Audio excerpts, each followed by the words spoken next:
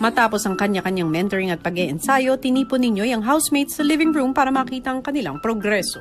Alright, so ang mangyayari, you perform, and then tingnan natin yung what you guys think of the performance, okay?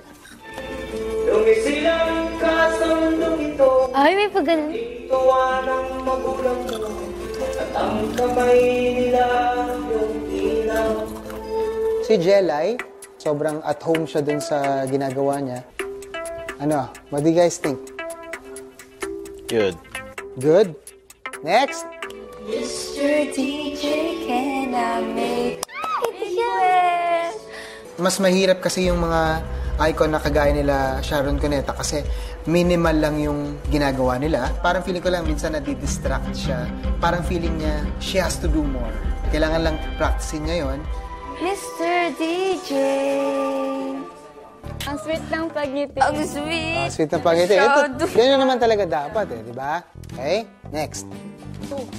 Yun na. Iisa lang ang ating lahi, iisa lang ang ating lipin. Bakit di pagmamahal ang ialay mo?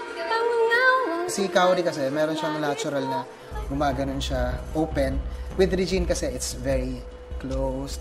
Lalo-lalo na with this particular era ni Regine Velasquez. And yung feeling na kuwang-kuha ni Kaori. Sunod namang nagtanghal si Seth.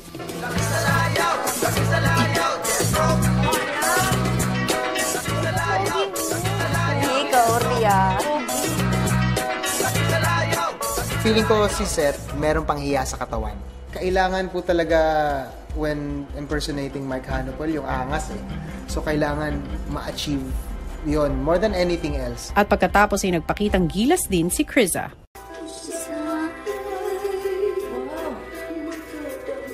Hindi niya kilala talaga si Pilita Corrales. Kaya yung klase ng movement niya, hindi pa tugma yung kay Pilita Corrales talaga na royal talaga eh. Siguro kailangan niya pang matutunan yon. Hindi lang ano ha? Ganon. Apo, ganun. Ganon, di ba? Apo. Okay. At handa na rin para sa entablado si Lee. Si Lee, since natural singer siya, natural din yung pagiging energetic niya, natural yung pagiging masayahing tao. Para magsaya! Yes! Woo!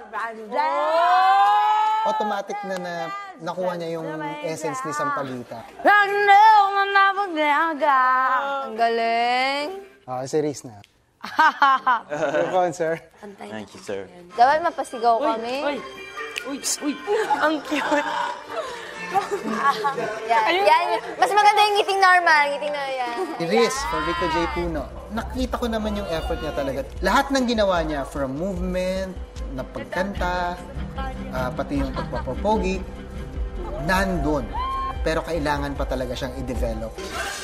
Oh. Gulong-gulo. Galing ni Kambal, oh.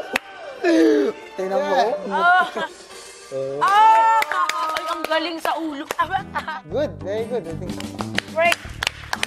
At huli namang nagtanghal si Aljen.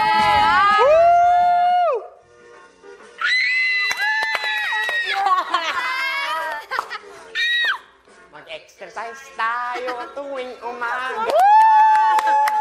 Sa totoo lang, natuwa ko kay Aljon. Binitawan niya talagang all out. Mag-exercise tayo tuwing umaga. Aba naman, Aljan. In fairness sa'yo. Okay na po, kuya, yung saya na po. At saka nakikita ko na po talaga yung yoyoy. Yoyoy talaga, di ba? Yun lang, nabibitaw eh. Kasi pag natatawa at saka napapagod, napatuloy-tuloy lang. Nakita nyo na what everyone else is doing, di ba? Nakita nyo everyone's trying really hard. Pero it doesn't stop there. You need to develop it. Kailangan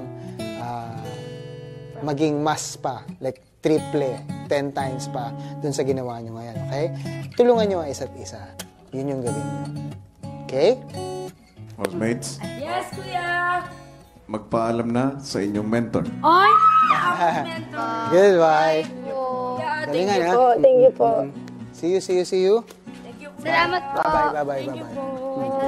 Ingat kayo.